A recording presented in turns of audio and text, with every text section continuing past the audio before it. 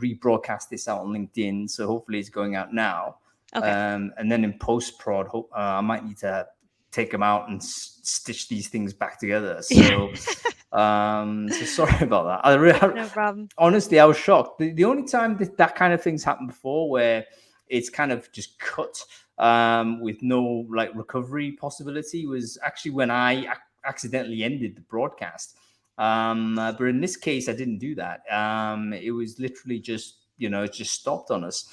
So apologies for that, folks, but we're back, and hopefully we can carry on the chat. And I think what we're talking about, Caroline, we were talking about how the product side of things. And in particular, I was interested in, do you enjoy that part of the CEOing bit? And part of the, CEO is like your big, broad range of activities. But at the early stage of a business, maybe one of the key things is actually doing the building of the product and speaking to the customers and figuring out what all that's all about. Is that a part that you enjoy to do, Caroline, or is it something that actually you had to do because no one else is doing it, and then someone else stepped in at the end, or you're looking for someone to step in? Yeah, that's my favorite part, actually. So I suppose like my day to day, like my main focus is customer support, and I love that aspect of the business because I love talking to the customers and figuring out where the trip points in the product are, and then I work on the tech team, so I'm not a technical person per se, but I would kind of look at more the kind of product side of things. So I'd be sprint planning with the team, and our head of tech, Douglas, who's been with the company since our inception. So we would kind of work together on kind of mapping out when things are built, and kind of planning each then sprint with the team. And I would then sit on the weekly sprints and we'd kind of discuss the different features, and that meeting would include the development team as well as the design team and the customer success team. So we would all kind of talk about any kind of bugs or issues that customers are having on the system, and then we'd also talk about new features that are planned. And the design team would obviously then talk about how that's going to look and what the user experience would be like. And I love that side of the business. I really enjoy it. And it's kind of something I've naturally gravitated toward. It's not something that when we set out, I kind of would have planned for myself, or even, not that I wouldn't have considered it, but it just kind of, naturally fell that way. And I suppose outside of that, a big focus would be, financial management, budget management, financial planning, and then coordinating the different teams when it comes to our overarching company strategy. Yeah. You know what? It's interesting you mentioned the how you gravitate towards certain activities, and I think that's very true of someone who's got a generalist role. Like a CEO, obviously has a generalist role, but inevitably you end up spending more time on the stuff that you enjoy and you're good at. And you kind of spend less time on stuff that causes you some anxiety, or this is admin, I don't like to do it, or team management, I don't like this. And then eventually you'll move into a certain space. So it's good that you recognize that these are some of the areas that that you have some natural strengths in, I guess. Going back to advising these proto CEOs of recruitment technology businesses, I think they're going to go and do these things. What was kind of a key expectation gap that maybe you had when you first launched this product and first became moved out of recruiting and moved into recruiting tech? Was there an expectation gap that you hit and you thought, all right, this is the reality of it? And, this young person now, or whoever, it could be an old person, but any person who's thinking about doing it, like, they need to know that this is actually the reality of what it is to try and build recruitment technology. Yeah, like there were certainly many. I think, I think particularly in Ireland, like you hear, because it's such a tech hub, you hear about all these unicorns and these businesses raising X, Y, and Z, being acquired, and it's kind of like the Hollywood lights, of startups. You're looking at them and they're so bright and shiny, and when in reality, everything happens much slower. You kind of expect, why wouldn't they buy our product? Of course they will. Everyone will buy it, and after a year we'll have done this, and it doesn't quite happen that way. And I think that's the challenging part. And I remember very early on in our journey, my father gave me the best bit of advice. I always share it. He said, if it was easy, everyone would do it. And that's really it. You just need to persevere, work hard, and just stick with it, because it does take a lot longer, and the highs are really high, the lows can be low. So yeah, having a Yeah, good co-founder as well is where you can balance each other. Like, been so lucky to have such an amazing co-founder, David, and I think we've certainly over the years balanced each other. When one was feeling low, the other was able to bring that person back up, and our skills are quite complementary, where we've naturally fallen into being able to split the business quite comfortably, but being able to cover everything as a whole in terms of using our strengths to the best advantage. Yeah, I think a couple of points that's worth touching on here, Caroline. Firstly, the stuff you read in the news tends to be either amazing news or terrible news. It's Yeah. either a scandal, that's some toxic culture story that's happened, or on the positive side, somebody's raised this amazing amount of money, or whatever it is. But those are really like exceptions to the rule, really. The vast majority of people doing recruiting technology are just like people doing any kind of business. There's a lot of grind. There's a lot of stuff happening that no one ever sees or reports about, because it's hard work, it's hard yards. And if we focus only on what we see in the news, we can get a very skewed idea as to what reality really is. And maybe that itself is a good reason for people to try and experiment with some of this, because it's educational to try and just do this stuff without sort of being told what it is. Give me a couple of lessons you've learned on the entrepreneurial path, Caroline, that you can say, okay, these are actually good lessons to kind of have and hold going forward. Things that you've learned in the last 5 years. So not kind of denigrating or any experience in recruiting before then, but stuff that you knew specifically, particularly from launching and running Occupop, that you didn't know before. Yeah, well, I think, always, but particularly at the beginning, it's really about the graft. So, like, I think don't waste time on, trying to set up, big boards of directors and, have all of these, bells and whistles, because it just complicates things. I think, get out there, sell, prove the model, and then start to think about, the minutiae at a later stage. I think a lot of people forget that, and you can lose a lot of time trying to build the perfect product. Like when we went to market with, which it was Bid Recruit at the time, we've since rebranded, but it was such a pared back version of what it is now. And we could have spent another 2 years building what we thought the market wanted, but actually once we got out and started selling, the customers started dictating, and the market itself started to dictate, and the product actually went in quite a different direction than we had originally planned. So I think you don't be afraid of change, be prepared to pivot and embrace it. Have a really strong team of advisors, that aren't necessarily associated with the company as, a board, but just, mentors, either, for me, people I've worked with in the past, or just, friends I've made over the years, have just, become really valuable to me in terms of providing advice along my journey. And you get what you give. I've often been really open with my time, giving back any advice I can share, because I've been so lucky to get it, over the years myself. You know what, Caroline, you've said something I want to talk about straight away, to be honest, which was this idea that sometimes you can be kind of lost in all of the, it's almost like displacement activity, isn't it? It's procrastination in some respects. It's failure to bite the bullet and just get the stuff in front of a customer and see how they react to it. We have to almost do it with a sense of not knowing. And with quite exposed, because the customer or the person who's using it might turn around and say, actually, Caroline, that's terrible. What the hell are you doing? But yeah, you have to kind of have the ability to absorb that. And that can't be the thing that frightens you, because if it does, you just go back to your shop and keep building this thing, and then you don't know what is good or bad. Exactly. There's a really interesting, I forget who it was that was on Twitter that mentioned this, some sort of startup guru, but he said something that was actually really quite interesting, which was one of the best ways to discover your product is actually to get a product out and then see how your customers misuse it. So in other words, see how your customers actually behave with this thing, and what are they improvising with your tool that will tell you where the need truly is.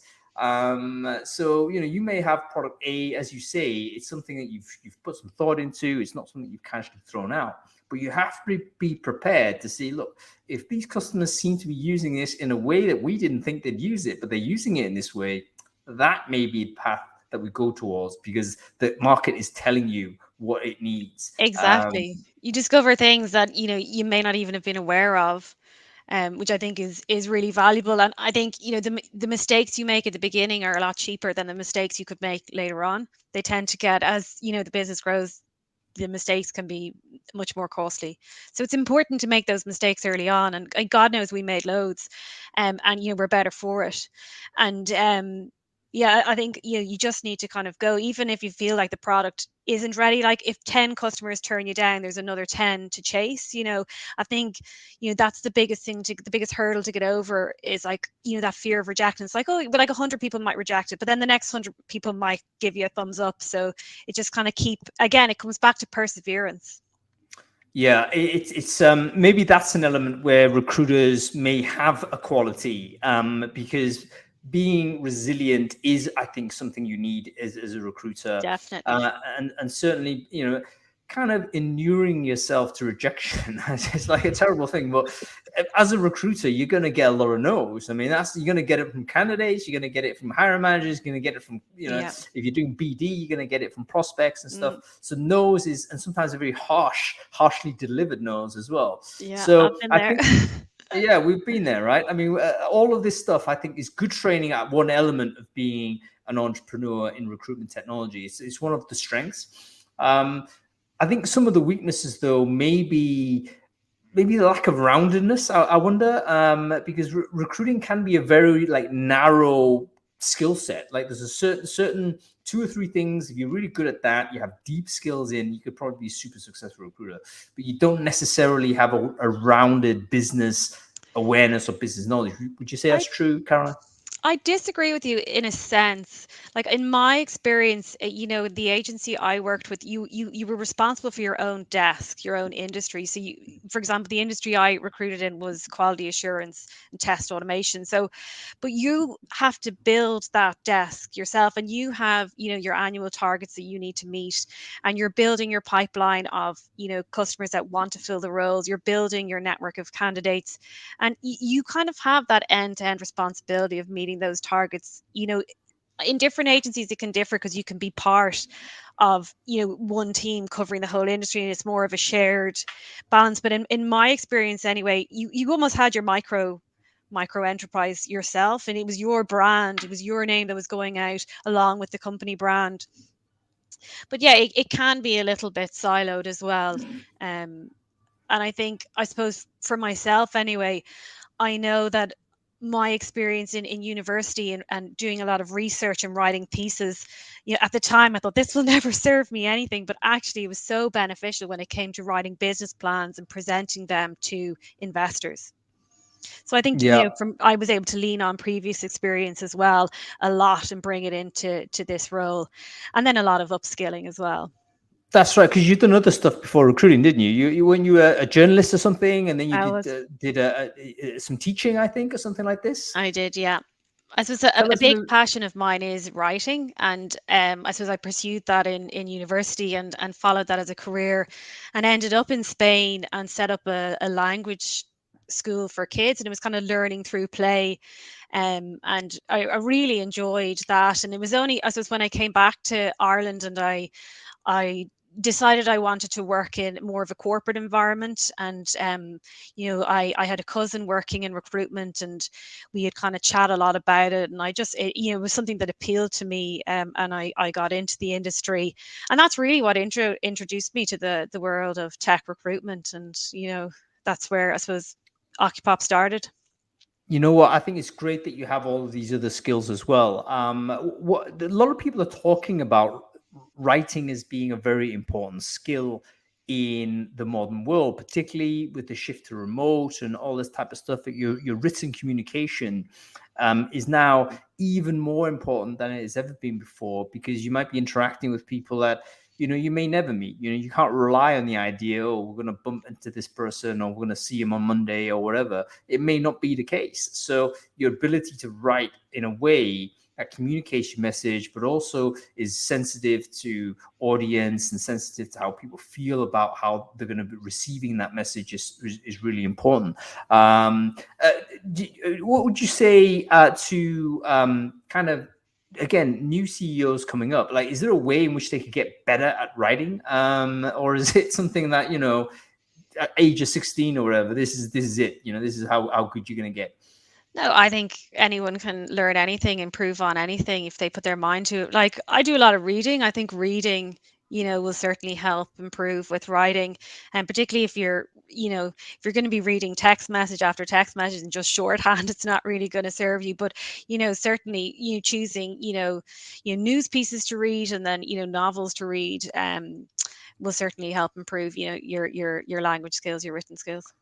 That's a very good point. Like your consumption in will actually improve your output in terms of the written word. And again, even so, writing is something I've kind of been a little bit more interested in of late, simply because there's been some interesting thinking around how writing can improve actually your thinking as well. It's not just a case of producing words for other people to consume, but the challenge of being able to formulate your arguments actually helps discipline your thinking. So there's a lot of sloppiness in how we think and consider things, but if we have to actually write it down and explain it to somebody, or even further, we have to write it down and persuade that person, actually that really sharpens your thinking in a significant way.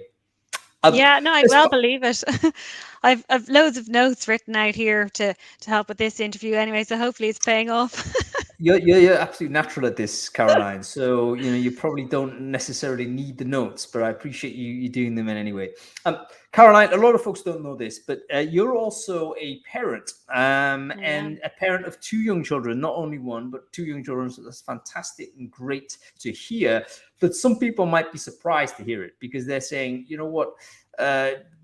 Company's been going 5 years. Caroline's got 2 young children, so probably had 2 kids in that time frame. How is that possible to do? And what was the thinking behind it? Like, how much of the family building went alongside the business building? Did those plans kind of weave together, or were they kind of running parallel? Well, we set out with the to start the business first, and we were working on the business, and then started a family. So I suppose they have been running parallel. And I know we had kind of mentioned before, Hung, like there's never a perfect time. I think if we had planned around the business, we'd probably still be planning. So I think you do need to kind of just put 2 feet in and jump in and go for it. It's not without its challenges, but you can certainly make it work. And I suppose the benefit, like particularly since the pandemic, there's been a huge shift, in my view, on work-life balance and what's kind of measured in terms of output. And for me, what that has meant is that my day hours are slightly shorter, so I can spend more time with my children, and then I'm able to pick back up later on in the evening when the tech team are online, because they're in a different location, so I'm able to balance things a lot easier than previously, before the pandemic, when I would have tried to squeeze everything in to a specific time frame. So I think, certainly from a parent perspective, the pandemic has been a huge positive impact. You know what? You've got such a great facility with language, Caroline, because the words you use to describe, I think, the experience is just spot on. When you're in that 9 to 5, 5 days a week, it is a condensation of time, isn't it? Like, you're squeezed into these boxes. And that suits a person that doesn't have a lot of responsibilities. If you can be the person that literally is on there at 8:30 to 5:30 every day for 5 days, rock solid, great. But what is that person? It's unlikely to be a parent with 2 young children. It's optimized for someone who isn't this, or it's optimized for someone who doesn't have primary responsibilities for caring for kids in this way. So the pandemic, I think, or more so the shift to remote, I think, Yeah. which is a result of the pandemic, has enabled us to just flex that time throughout the week a bit more. Like we have more than 40 hours a week. I forget how many hours we do have, but 24 hours to 7 days is something like 100 plus hours, right? So we have that degree of time. Obviously, take away the time with sleeping, etc. And what you're saying is what you've been able to do with this shift to remote is you can still do your day's worth of work. You just do it in different chunks. It's not like just one 8-hour long sprint, but you can do 2 hours here, 3 hours there, maybe 6 hours there, whatever it is. You can do all of that and still maintain all of the things you need to do outside of the immediate responsibilities of work. Absolutely. And I think, it's been coming for a while. I think a lot of companies, some of the more, advanced or evolved companies would be very focused on, output rather than, clock watching. And I think the pandemic and, the move to remote work has really forced that through for the majority of companies. And I think it's a much better way to measure activity, and I think it creates a much happier workforce. Like, I know, on my team, for example, there are people who like to just, fit within the core set of hours and get things done, and then I have other people who prefer to come online at 9 o'clock, doing work during the day and come back on at 9 o'clock. Maybe they're a bit, you know early in the morning or late in the afternoon, they have downtime where they're just not doing their best work, so they take a break and then they come back on later. And I think, that's a much better way to view things. And I think ultimately, performance and output is much stronger that way. You know what? That really leads us to think that how many people who optimally would have worked that way might have just struggled with the traditional 9 to 5, and if there were, for want of other options, they may have had poorer careers, poorer lives as a result of just trying to force themselves into a rhythm of work that wasn't for them. Well, this is it. Um, Everybody is so different, and everybody, performs better at different times during the day. And, why not let people identify that? And it's, as an employer, it works to your advantage. So why would you hinder that? Yeah, yeah, I totally agree. I wish there were more CEOs kind of with your attitude. I think there's still a few folks that are, there is a generational thing. There is people who are used to a certain sort of way of working. Let's say, I mean, you can imagine someone who's been has been a CEO or an exec at some point, and they've had success in this way of working. Anything other than that is going to be a real difference or a real change. Whereas Occupop, obviously a new business, new startup, and all the rest of it, you just more, I think, malleable and aware of change and opportunity. There's someone actually in the online community there. Someone mentioned about is it okay to send a message on a weekend? And there was a recently interesting conversation going on in the conversation there. And I fell on to the side of, look, I know how I work, and I definitely work every day. However, I'm definitely not doing 8 hours every day. Do you know what I mean? So I think if you look at how I'm operating, I'm probably looking at something work-wise every day. There's never a day when I'm not doing that.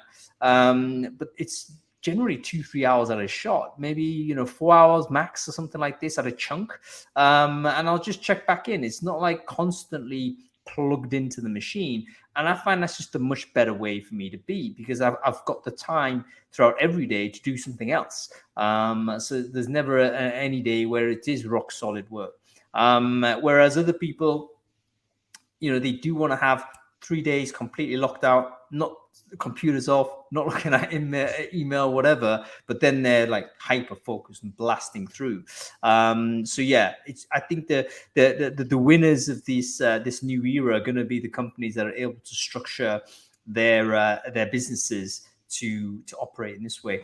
Question Yeah. for you, because it leads on to product a little bit, actually, Caroline.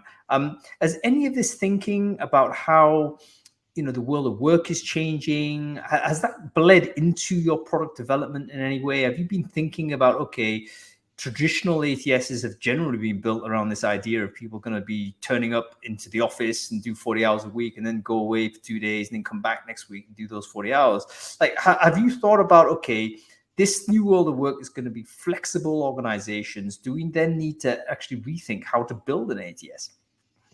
That's a good point. I think certainly we have been tracking, the market shifts and things that are obviously trending or becoming more important to companies like D&I obviously is a huge topic at the moment, and reporting on that. One thing that, we've just recently launched an e-signature feature within our app. So our customers now can run the entire recruitment process online, and that includes getting documents signed or sending contracts signed completely online, which that was a priority for us, but probably wouldn't have been prioritized quite as much if it hadn't been for everyone being remote overnight and not having access to printers and that kind of thing. So I would say certainly that has dictated our roadmap. When it comes to more abstract thoughts on how the ATS is built, I suppose we're only really seeing the start of the backlash of the pandemic now. Even though it all happened last year, certainly, like, obviously we track a lot of data with our customers and market data, and really now we're kind of seeing the effects of that, and they're concerning. It's certainly, I think one of the most difficult times, that I've known anyway in the last 7 or 8 years to recruit. It's extremely challenging. And I think we will continue to see the backlash from the pandemic. And I think probably, as that starts to settle, it will open up more doors and probably give us more, visibility onto that side of things. Going on to what Occupop is, it's a challenger ATS. It's going to help companies, basically the core system that companies can use or organizations can use to do their recruiting. It's such a busy market. It's festooned with ATSs, loads of different things going on there. Again, you just look at the conversation threads that happen in any online recruiter communities. You'll get people saying, "Oh yeah, what ATS are you using?" And then there's like everyone just comments, and there's like 100 different options. Like, how do you choose? How do you make sure that you're in there and in the conversation, Caroline? What were the major challenges to launch an ATS again in this fairly mature market? Like, how did you attack it? How did you think about positioning? How did you kind of get in the door, really, to be seen and used by these customers? Yeah, I think that's a great point, and it is a very busy marketplace, and I think that has its challenges, but it also means as well that, like, there's still so many problems within the market. The fact that it needs to be so busy, which is also a very good thing. For us initially, we probably would have been much wider in terms of the type of customer we targeted, and then over time we were able to really define our positioning and really understand, okay, what is so beneficial about our product, what problems are we solving, and who are we solving them for. And that's really the key, like, who is our audience. And once we really got comfortable with, like as I said before, you can't be everything to everyone, but be something amazing to someone. And that's really what we focus on doing. We're a product that's built for SMEs, so small to medium enterprises, and everything we do is built around that. Like, our pricing reflects that, our usability reflects that, our features reflect that, and really what we're all about is no fluff. There's a lot of products out there that have layers and layers of features, and you need 2 weeks training on the product just to get started, and it's very difficult to come off it because so much is set up and so many integrations. Whereas our product, it has absolutely everything you need to run your recruitment end to end, but it's so simple and easy to use. No fluff recruitment is what we say. And we hear that time and again from our customers, that, like, setting it up is like setting up a Facebook profile.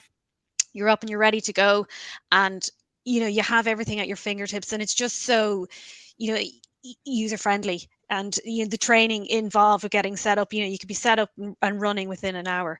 And SMEs, they don't have huge teams. They're obviously, time is a huge constraint. So being able to get started on a system and get your recruitment process moving quickly is extremely important. So I would say, that's how we cut through the noise. Like, we're just laser focused on, who we serve, who we benefit the most. You know what? That's such a important thing, because you can kiss so many frogs, can't you? If you're trying to do too many things, and you'll end up killing yourself. Because sometimes one of the problems you have is that when you get like hyper demanding customers, they're ultimately demanding because your product isn't quite a right fit for them.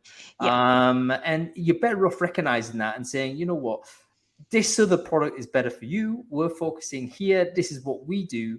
And then, go with the audience that you care for. As you say, SMB, SME, time poor. They're not going to have like a massive recruiting team. Maybe they don't have a recruitment team. It could just be one person. In which case, this person does not have the time to get massily invested in this huge product. It needs to be a small, light product. They can plug and play and go. exactly. So all of these things, like if you're aware of it, then that totally then informs your product building, informs your product roadmap, informs how you kind of present it to the market, and ultimately it means that you're not wasting time addressing problems that other non-customers have, because yes, there are problems they've got, but this isn't a buyer for you.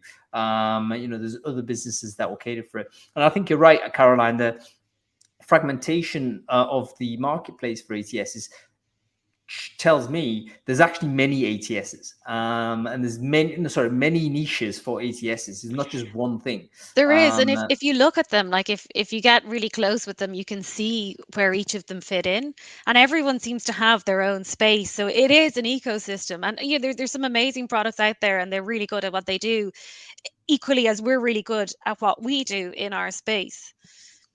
It's like I take the kind of an ecological analogy here, isn't it? It's like having it's like Darwin's finches. You know what I mean? It's like yes, you're all birds, but you know what? This bird will eat that berry, and this other bird will eat that berry, and it's a different bird, and it will literally ignore each other. They don't address the same. They're trying to address the same problem, but they're doing it for a different audience, and that's a big lesson I think for product builders. You can't swallow the entire ocean, not at the beginning. Yeah, and I think the sooner, because it's very hard, at the beginning when you've so few customers, and to turn away a customer, you want the customer numbers, and that can be it's almost like, you're going against your kind of core grain, like this doesn't make any sense. But the sooner you learn that lesson, the quicker, the customers will start to come in a lot quicker.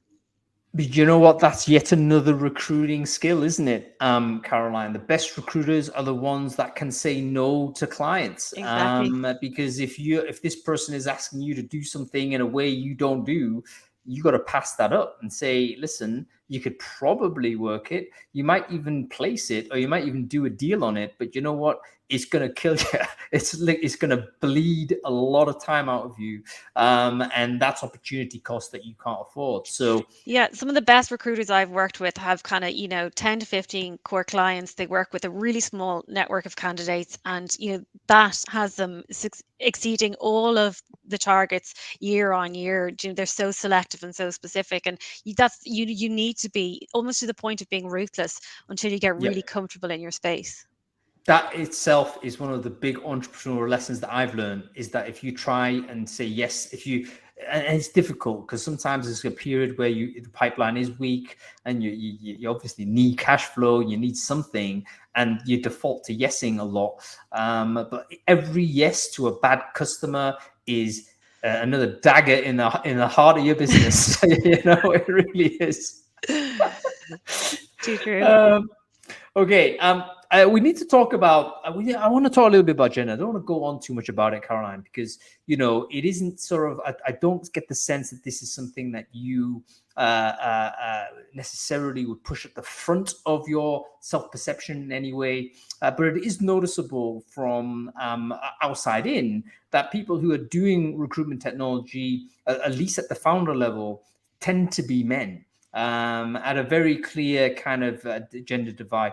Even doing Founders Focus is a classic example of this. I think you may be the first woman actually on the show. Wow. And I didn't even think about this until I was doing it, and I realized it's all blokes here. Why is that? And I just wanted to get your theory as to why you think this is, and is this a problem? And if so, what can be done about it? And if it isn't, why do you think this way? Thoughts on being, I guess, a female recruitment technology entrepreneur?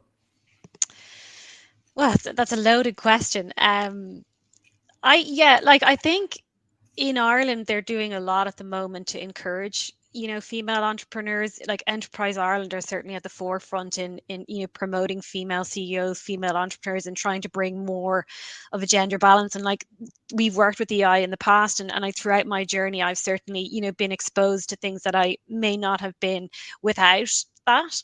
And along the way I've obviously met a lot of female CEOs because I'd be in forums exclusively with females, and it's a question that comes up a lot. Like, why are there more men than women? And I suppose the cliche or the kind of the typical response, which I hate to really go with, is that I suppose the ones that come up the most are kind of lack of confidence or parenting responsibilities, and I think having gone through the parenting side myself, it is definitely very challenging, and it depends what your business is, because my business, like what we do, like a lot of it is online and I can craft my hours around my life.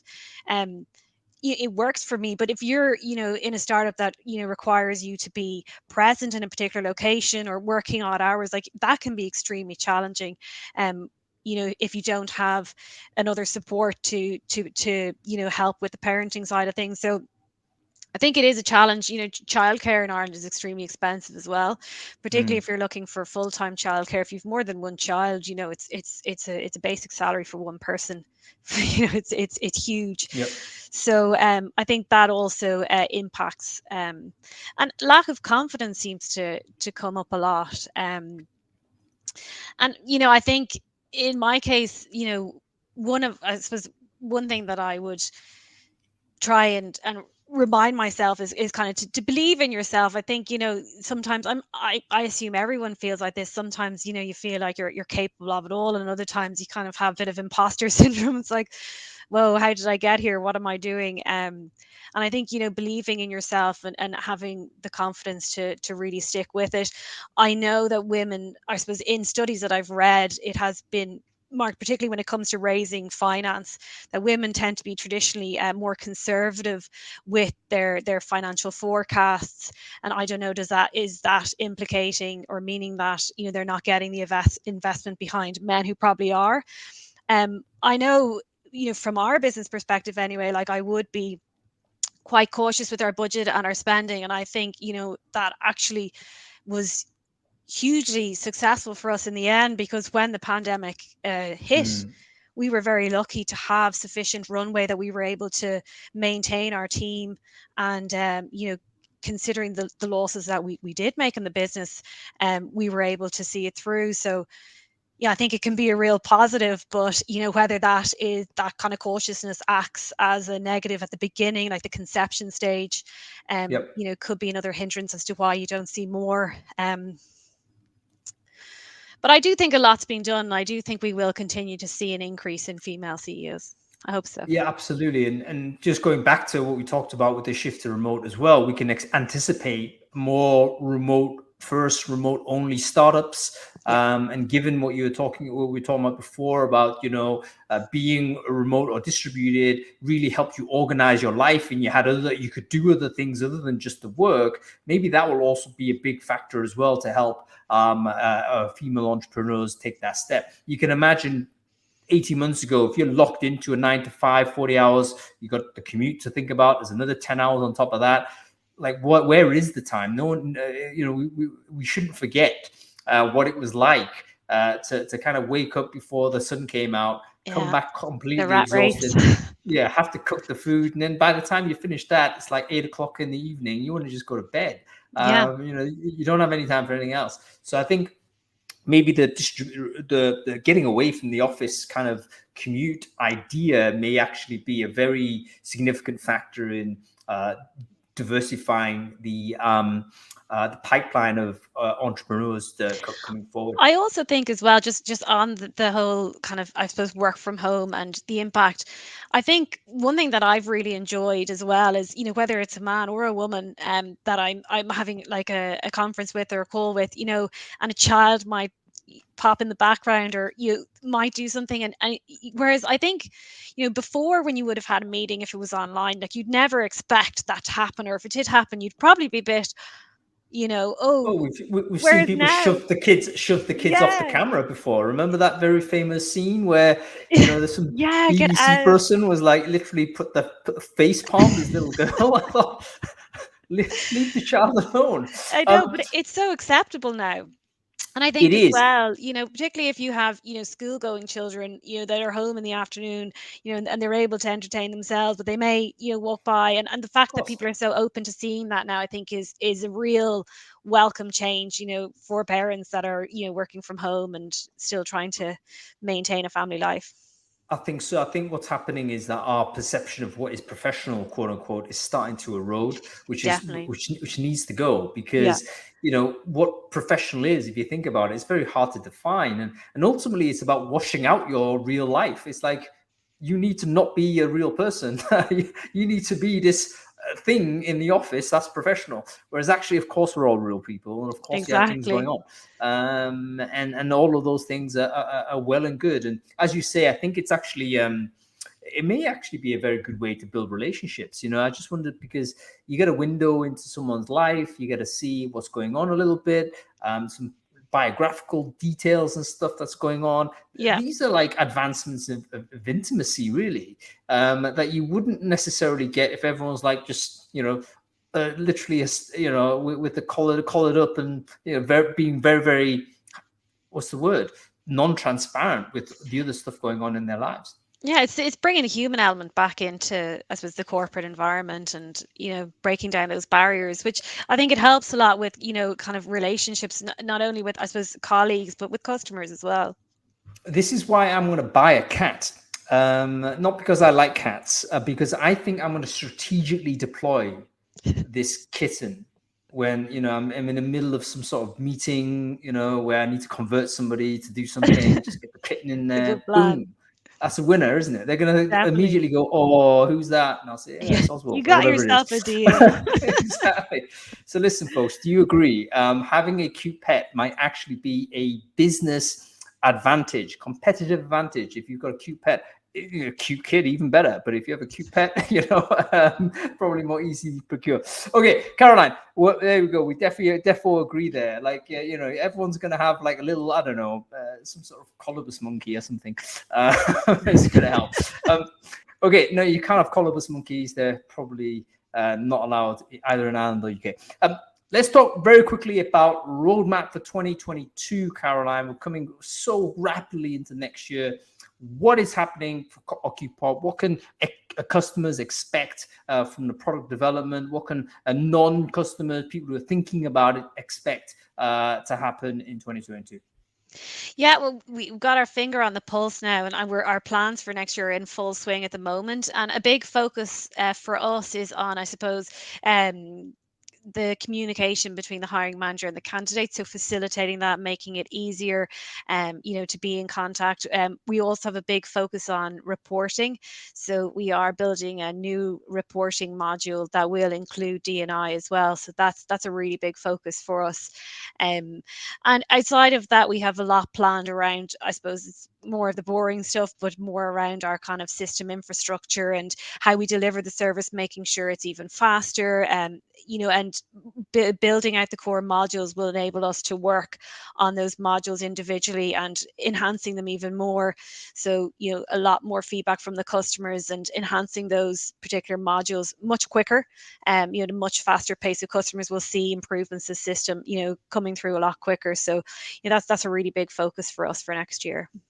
Yeah, I love that, Caroline, because sometimes we do get a little bit obsessed with feature releases and stuff like this on the front end of it. But in order to get those releases out efficiently to customers, you need to have the infrastructure in such a way that it can be you can easily ship.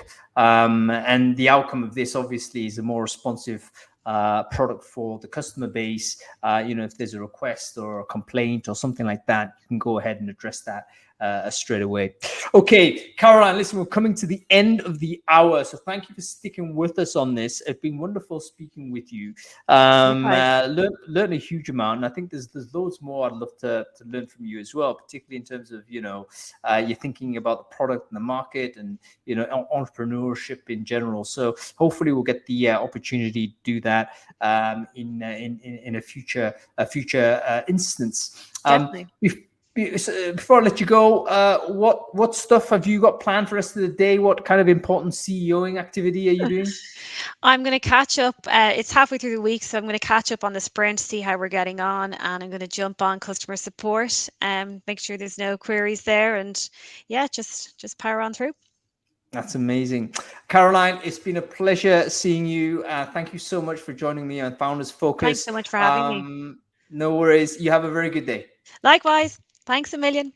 Bye.